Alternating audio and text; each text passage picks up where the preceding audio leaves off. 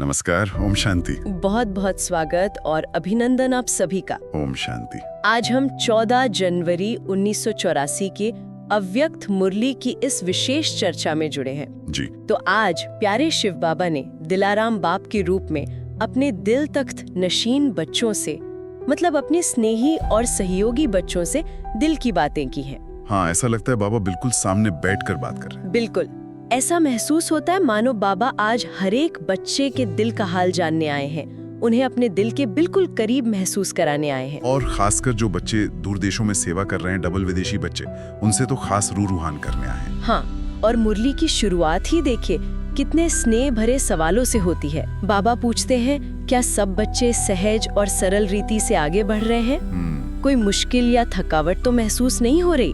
किसी छोटी बड़ी बात में कंफ्यूज तो नहीं होते? ये सिर्फ सवाल नहीं है, इसमें बाबा का कितना प्यार, कितनी चिंता झलकती है। जैसे पिता अपने बच्चों को देख रहा हो कि कहीं थक तो नहीं गए, कहीं रास्ता मुश्किल तो नहीं लग रहा। बिल्कुल। और बाबा फौरन उसका कारण और निवारण भी बताते हैं। हाँ, वो स्पष्ट करते हैं कि ये जो कंफ्यूजन है या मुश्किल है या थकावट, ये तभी महसूस होती है जब ईश्वरीय मर्यादा या श्रीमत के किसी डायरेक्शन का, मतलब संकल्प में, वाणी में या कर्म में कहीं उल्लंघन होता है। अच्छा, मतलब जब हम लाइन से हटते हैं। हाँ, जब हम बाबा की दी हुई पटरी से, वो जो सहज रास्ता है, उससे थोड़ा भी इधर उधर होते हैं, तभी रास्ता कठिन लगने लगता है। नहीं तो बाबा के साथ साथ उनके डायरेक्शन पर खुशी खुशी सुख चैन से चलने में कोई मुश्किल या थकावट हो ही नहीं सकती। है ही नहीं। बाबा का मार्ग है ही एकदम सहज। ये कितनी गहरी बात है। हम अक्सर बाहरी चीजों को दोष देते हैं कि परिस्थिति ऐसी थी, क्या किसी ने कुछ कह दिया। हाँ, बिल्कुल। पर बाबा सीधा हमारी अपनी स्थिति पर, अपने अनुशासन पर ध्यान खींच रहे हैं। जी। जब साथ स्वयं भगवान का हो तो मुश्किल कैसे हो सकती है भला? हो ही नहीं सकती। वो तो हमारी अपनी ही कोई कमजोरी, चाहे वो संकल्प की हो या पुरुषार्थ में थोड़ा ढीलापन आ गया हो या कोई मर्यादा का उल्लंघन हो गया हो, बस वही उस सहज रास्ते को मुश्किल जैसा बना देती है।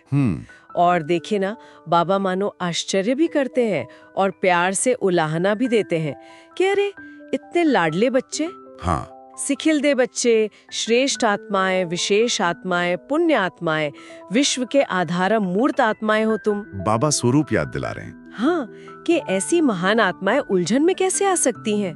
बाबा कहते हैं, सोचो तो सही, तुम किसके साथ चल रहे हो? कौन है तुम्हारा साथी? स्वयं भगवान। स्वयं भगवान।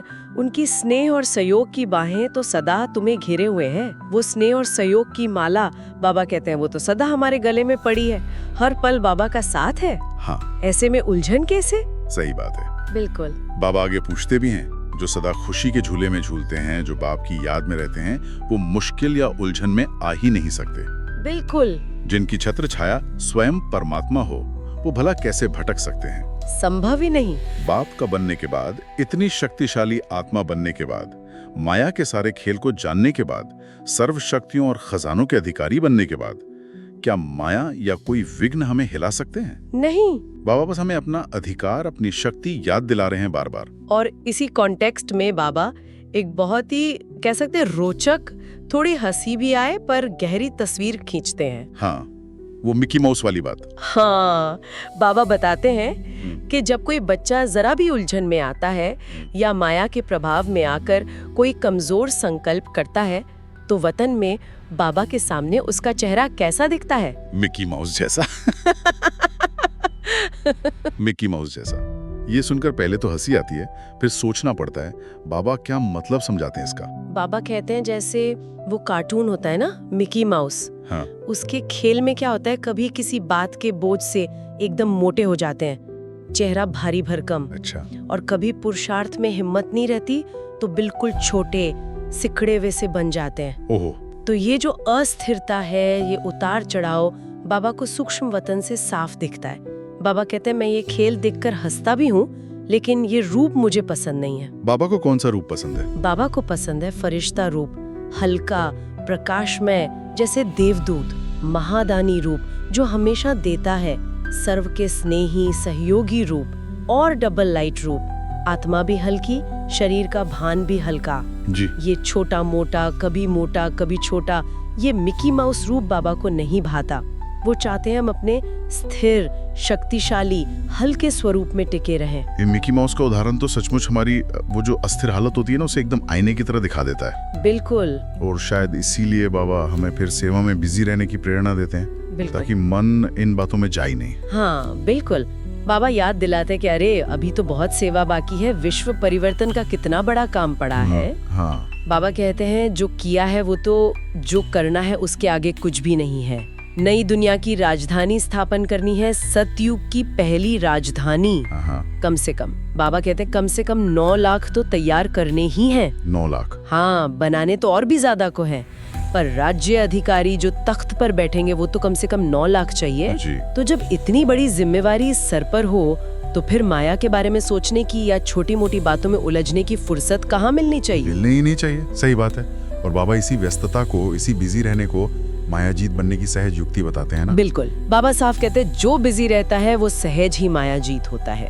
लेकिन सवाल है बिजी किसमें? तो बाबा चारों प्रकार के सेवा बताते हैं। दृष्टि द्वारा सेवा करो, मनसा द्वारा सेवा करो, वाणी द्वारा सेवा करो, कर्म संबंध संपर्क द्वारा सेवा करो।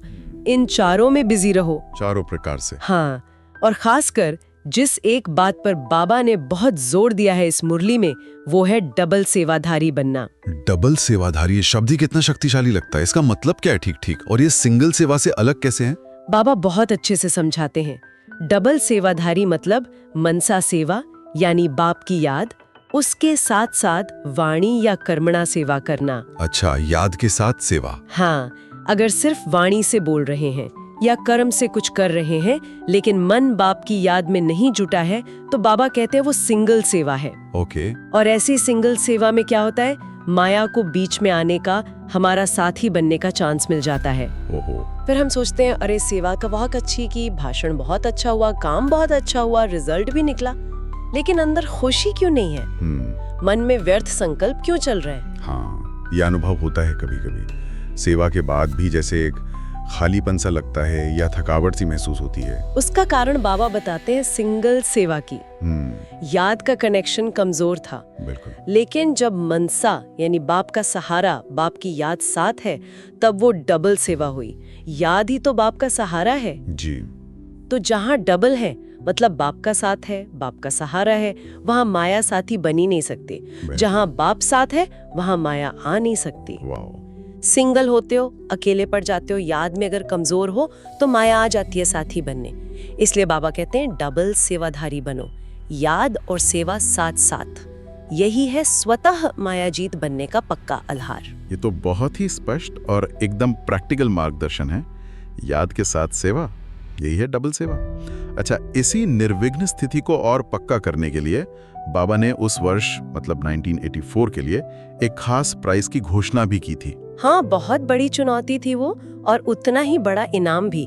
बाबा ने एक तरह से आवाहन किया था कि जो सेवा केंद्र इस पूरे वर्ष अपनी स्व की स्थिति में भी और सेवा में भी सदा निर्विघ्न रहेंगे। सदा निर्विघ्न। हाँ, और सिर्फ खुद निर्विघ्न नहीं रहेंगे बल्कि अपने वाइब्रेशन से विश्व में निर्विघ्नता फैलाएंगे। मतलब सारे साल में कोई भी आत्मा उस सेंटर पर विघ्न के वश नहीं होगी। ऐसा मिसाल कायम करने वाले सेवा केंद्र को नंबर 1 प्राइज मिलेगी। वाह, ये तो बहुत ही ऊंची मंजिल है।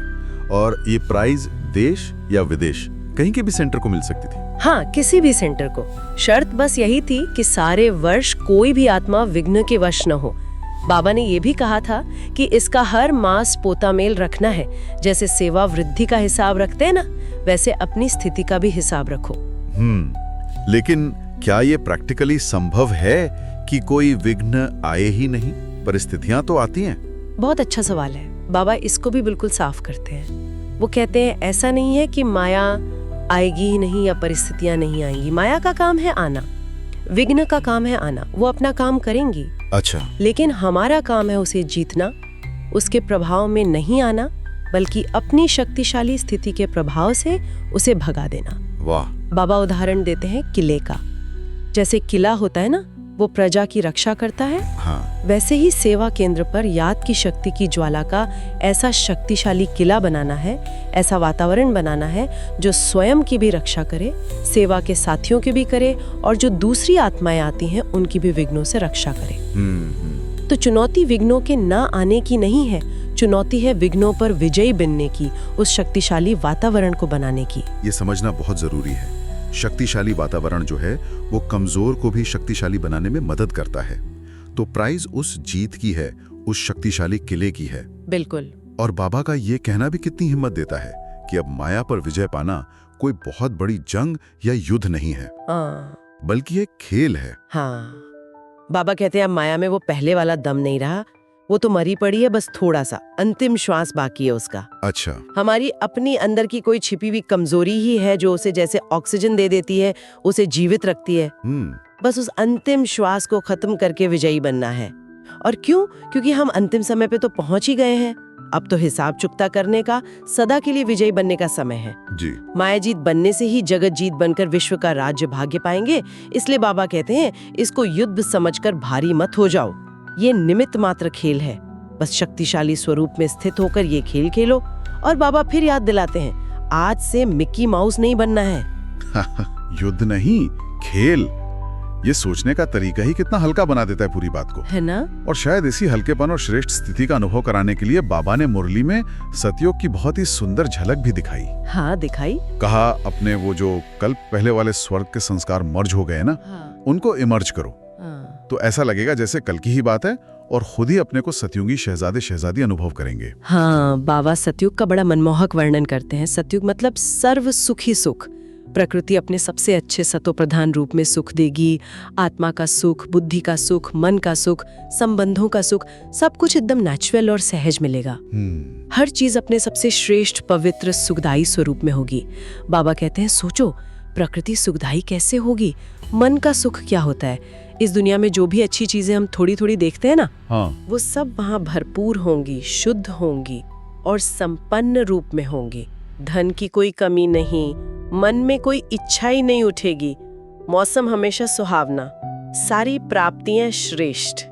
और वहाँ का सामाजिक जीवन कैसा होगा? राजा प्रजा तो होंगे? हाँ, सिस्टम तो होगा राजा प्रजा का, लेकिन सब इतने संपन्न, इतने सुखी और समर्थ होंगे कि वो एक परिवार जैसे लगेंगे। अच्छा। लेन देन भी ऐसे हिसाब किताब से नहीं होगा, बल्कि जैसे गिफ्ट देते ना एक दूसरे को, हाँ, स्नेह से, स्नेह से वैसे होगा। और सबसे बड़ी बात, इच्छा मात्रम अविद्या होगी। मतलब किसी चीज की कमी का अनुभव ही नहीं होगा, तो मांगने की इच्छा ही नहीं उठेगी। सब भरपूर होंगे, दिल सदा भरी हुई रहेगी। वाह, ये सुन के कितनी शांति मिलती है। और बाबा वहाँ क्या करेंगे? क्या बाबा भी सतयुग में हमारे साथ होंगे? बाबा साक्षी होकर बच्चों का ये जो सुख का खेल है उसे देखेंगे। अच्छा, साक्षी होकर। हाँ, वो न्यारे रहकर ही प्यारे रहेंगे। बाबा समझाते भी हैं कि उनका न्यारापन जरूरी है, ताकि जब द्वापर से आत्माएं गिरना शुरू होती हैं तो वो आकर उन्हें निकाल सकें, फिर से पतित पावन बन सकें। हाँ, ये भी बात है। सतयुग में आना मतलब तो बाबा का भी चक्र में आना हो जाएगा ना। वैसे बाबा ने मजाक में कहा भी कि अगर बच्चे बहुत संकल्प करेंगे, बहुत प्यार से बुलाएंगे, निमंत्रण देंगे तो आऊंगा। लेकिन वास्तव में बाबा का पाठ तो संगम पर ही है मुख्य। हमें पावन बनाना, हमें लायक बनाना और हमें हमारा राज्य भाग्य देना। सतयुग में तो हम बच्चे राज्य करेंगे और बाबा परमधाम से साक्षी होकर देखेंगे। ये भी स्पष्ट हुआ। अच्छा, मुरली के अंत में बाबा की विशेष आत्माओं से, दादियों से और अलग अलग ग्रुप से मुलाकात का भी वर्णन है। उसमें भी लगता है बहुत गहरे इशारे छिपे हैं। बिल्कुल, हर मुलाकात में कोई न कोई विशेष इशारा है। जैसे दादी प्रकाशमणि जी के सेवा के चक्र के बारे में बाबा ने कहा कि उनके हर कदम में पद्मों की कमाई समाई है और उनके सेवा के जो चक्र हैं वो यादगार तीर्थ बन गए हैं। वाह। जानकी दादी जी के नाम, जनक का अर्थ और उनके ट्रस्टीपन की विशेषता, मेरा नहीं तेरा, सब कुछ बाबा का, इसको बाबा ने हाईलाइट किया और ये भी समझाया कि कैसे नाम दान करने से भी सेवा होती है। और महाराथियों के लिए बाबा ने क्या कहा? महाराथियों की जो यूनिटी है, एकता, उस पर बाबा ने नाज व्यक्त किया, क्योंकि यही एकता ब्राह्मण परिवार का फाउंडेशन है। ब्रह्मा बाप को भी इसी बात पर विशेष नाज रहा। जी। फिर लंदन ग्रुप को बाबा ने रूहानी गुलाब कहा और सेवा वृक्ष का बीज बताया। उनकी विशेषता बताई कि वो सदा ओके रहते हैं, हर हाल में निश्चिंत। हाँ। मॉरिशस से जो पार्टी आई थी, उन्हें उनके श्रेष्ठ भाग्य की याद दिलाई कि अरे स्वयं भगवान भाग्य विधाता तुम्हें मिल गए, इससे बड़ा भाग्य और क्या हो सकता है। सही बात है। और कुमारियम को, क्योंकि वो तन और मन दोनों से निर्बंधन होती हैं, इसलिए उन्हें उड़ती कला का अधिकारी बताया, क्योंकि उन पर जिम्मेवारियों का बोझ कम होता है। तो हर ग्रुप को उनकी विशेषता और भाग्य याद दिलाकर बाबा ने जैसे पुरुषार्थ में और पंख लगा दिए, बिल्कुल उमंग भर दिया। तो कुल मिलाकर देखें, आज बाबा ने हमें बहुत गहराई से अपने अंदर की स्थिति को जांचने के लिए कहा। माया की वो जो सूक्ष्म खेल हैं, उनको समझकर उसे युद्ध नहीं बल्कि खेल समझने की प्रेरणा दी। हाँ। और सहज ही उस पर विजय प्राप्त करने की युक्तियां बताई, जिसमें सबसे महत्वपूर्ण युक्ति डबल सेवाधारी बनना। सही कहा, मिकी माउस नहीं बनना है बल्कि अपने शक्तिशाली डबल लाइट फरिश्ता स्वरूप में स्थित रहना है, ये प्रेरणा दी। बिल्कुल। साथ ही सतयुग की वो मनमोहक झलक दिखाकर हमारे लक्ष्यों को और भी स्पष्ट किया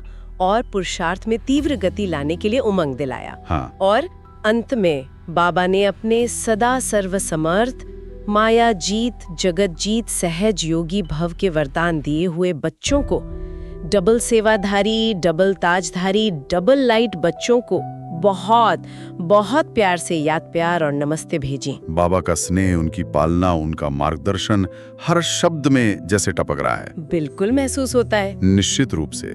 आज की इस मुरली चर्चा के बाद हम सबके लिए ये गहरा चिंतन का विषय है कि हम अपने रोजमर्रा के जीवन में, अपनी दिनचर्या में इस डबल सेवा के सिद्धांत को कैसे और अधिक सहज रूप से लागू कर सकते हैं। हाँ, कैसे हमारा हर कर्म, हर बोल, हर संकल्प स्वतः ही नेचुरली बाप की याद के साथ जुड़ा हुआ हो, ये सोचने वाली बात है। और ये भी परखने का विषय है कि दिन में वो कौन से क्षण होते हैं, कौन सी बातें होती हैं जब हम जाने अनजाने वो मिकी माउस बन जाते हैं, कभी किसी बोझ से भारी, कभी हिम्मतहीन, कभी कंफ्यूज्ड। और कैसे हम तुरंत उस स्थिति को पहचान कर बाबा की याद और स्वमान के अभ्यास से वापस अपने उस शक्तिशाली डबल लाइट फरिश्ता स्वरूप में स्थित हो सकते हैं। जी बिल्कुल, यही अभ्यास करना है। इसी शक्तिशाली और प्यारे संकल्प के साथ आप सभी को ओम शांति। ओम शांति।